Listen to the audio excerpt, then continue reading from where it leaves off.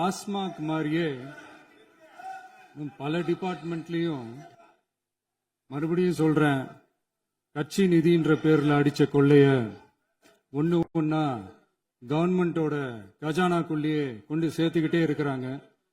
இப்பவும் சொல்றேன், மக்கள் பணத்துல இருந்து ஒரு பைசா கூட தொடமாட்டோம், தொடவும் விடமாட்டோம், தொட்டா விடமாட்டோம், இதுக்கு முன்னாடி தொட்டவங்களையும் விடமாட்டோம்.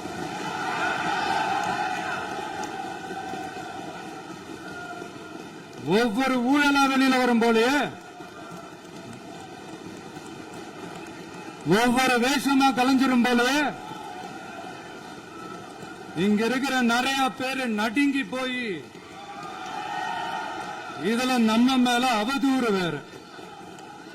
இப்ப புதுசா ஒரு வெப்பன் ஒண்ணு கொண்டு வந்திருக்காங்க. அது என்ன தெரியுமா? அவங்க தயவால தான் நம்ம ஆட்சி நடக்குதான். மக்கள் தயவால இந்த ஆட்சி நடந்துகிட்டு இருக்கு. மனசாட்சி உள்ள சக்திகளோட ஆதரவால இந்த ஆட்சி நடந்துகிட்டு இருக்கு. நாங்க தான் அனுப்பி வச்சோம் அப்படின்றாங்களே.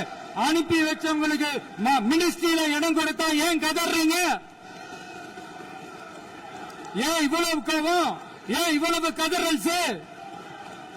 இதுல இன்னொரு முக்கியமான விஷயம், மார்க்சிஸ்ட் கம்யூனிஸ்ட் கட்சி நமக்கு ஆதரவு கொடுத்தது சுயேட்சையா எடுத்த முடிவுன்னு சொல்றாங்க. அதே மாதிரி இந்திய கம்யூனிஸ்ட் கட்சி நமக்கு ஆதரவு கொடுத்தது சுயேட்சையா எடுத்த முடிவுன்னு சொல்றாங்க.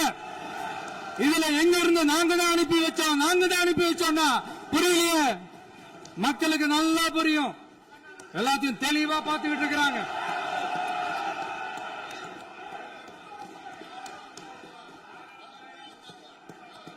முதலமைச்சர் கண்டினியூ பண்ணலாம். வாங்க முதலமைச்சர்.